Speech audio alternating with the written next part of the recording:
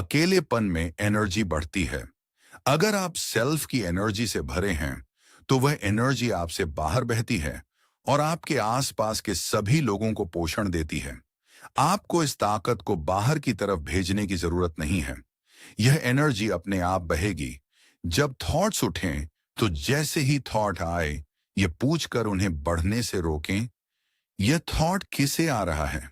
क्या फर्क पड़ता है अगर बहुत सारे थॉट्स आते रहें? उनके शुरू होने की जगह के बारे में पूछें या पता लगाएं कि ये थॉट्स किससे आ रही हैं, और देर सवेर थॉट्स का बहाव रुक जाएगा। इसी तरह सेल्फ इंक्वायरी की प्रैक्टिस करनी चाहिए। उठने वाले थॉट्स या सेंस इंप्रेशंस पर रिएक्ट न करके माइंड के आने जाने के रास्तों को पूरी तरह बंद कर दें। नए आइडियाज, जजमेंट्स, लाइक्स या डिसलाइक्स को माइंड में न आने दें, और उठने वाले थॉट्स को फलने फूलने और आपके ध्यान से बचने न दें। जब आप इस तरह से माइंड को बंद कर लेते हैं, तो हर नए आने वाले थॉट को आते ही चैलेंज करें, यह पूछकर आप कहां से आए हैं, या वह इंसान कौन है जिसे यह थॉट आ रहा है। अगर आप इसे पूरे ध्यान के साथ लगातार कर सकते हैं, तो नए थॉट्स कुछ पल के लिए आएंगे और फिर गायब हो जाएंगे। अगर आप इस घेराबंदी को काफी देर तक बनाए रख सकते हैं, तो एक वक्त ऐसा आएगा जब कोई और थॉट्स नहीं उठेंगे, या अगर वे उठते भी हैं, तो वे कॉन्शियसनेस के किनारे पर सिर्फ कुछ पल के लिए बिना भटकाने वाली धुंधली परछाइयां होंगे। उस थॉट फ्री हालत में आप खुद को कॉन्शियसनेस के रूप में एक्सपीरियंस करना शुरू कर देंगे, न कि माइंड या बॉडी के रूप में।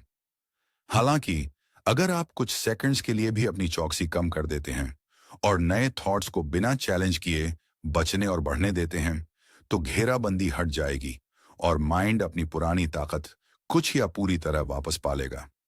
माइंड के किले में जो रहने वाले हैं, यानी थॉट्स, उन्हें एक थिंकर की जरूरत होती है जो उन पर ध्यान दे और उनमें डूब जाए।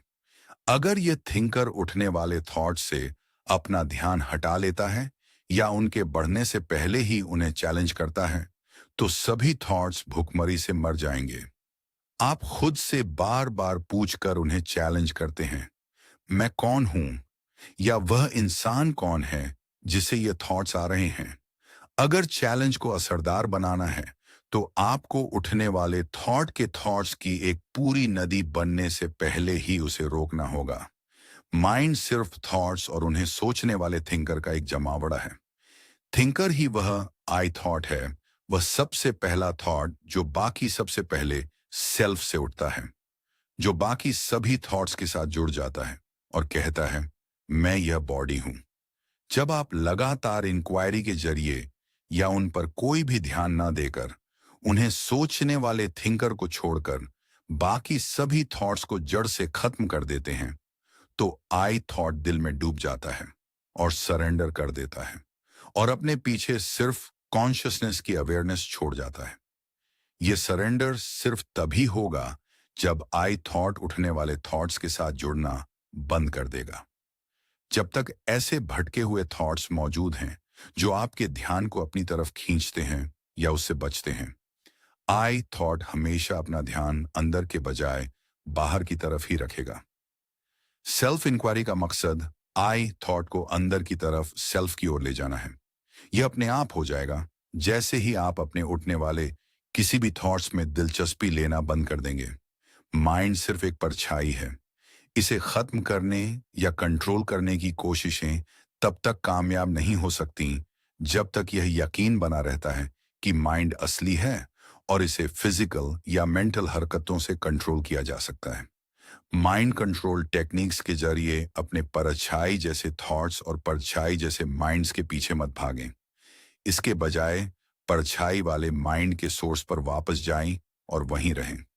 जब आप उस जगह पर टिके रहेंगे, तो आप खुश रहेंगे। जब सेल्फ रियलाइजेशन होता है, तो माइंड वहां नहीं रहता। हालांकि आप माइंड से छुटकारा पाकर सेल्फ रियलाइजेशन हासिल नहीं करते। यह तब होता है जब आप समझते हैं और जानते हैं कि माइंड का कभी कोई वजूद था ही नहीं। यह असल और सच की पहचान है। उस पल भर की परछाई की असलियत और अहमियत के बारे में गलत ख्यालों को छोड़ देना है, जिसे आप माइंड कहते हैं। वह बुनियाद जिस पर माइंड का गलत ख्याल थोपा गया है, वह सेल्फ है। जब आप माइंड को देखते हैं तो सेल्फ, जो नीचे की बुनियाद है, दिखाई नहीं देता। एक गलत लेकिन लगातार बना रहने वाला ख्याल इसे छिपा देता है। और इसके उलट, जब सेल्फ दिखाई देता है तो कोई माइंड नहीं होता। तो सवाल यह है कि इस गलत ख्याल को कैसे छोड़ा जाए कि माइंड असली है। आप इसे उसी तरह करते हैं जैसे आप किसी भी गलत ख्याल को छोड़ते हैं। आप बस उस पर यकीन करना बंद कर देते हैं। अगर किसी टीचर से वह सच सुनने पर यह अपने आप नहीं होता है, तो खुद से यह कहते रहें, मैं माइंड नहीं हूं, कोई माइंड नहीं है, सिर्फ कॉन्शियसनेस ही मौजूद है। अगर आप एक पक्का यकीन बना लेते हैं कि यही सच है, तो आगे चलकर यह पक्का यकीन आपका अपना डायरेक्ट एक्सपीरियंस बन जाएगा। अगर आप नाकाम रहते हैं और माइंड को थोड़ी सी भी असलियत दे देते हैं, तो यह आपकी अपनी झूठी दुनिया बन जाएगी। परेशानियां और दुख इसके पीछे पीछे आएंगे। जो कुछ भी मौजूद है वह सिर्फ कॉन्शियसनेस है। इस बात को माइंड में रखें और खुद को किसी भी और चीज को असली मानने की इजाजत न दें।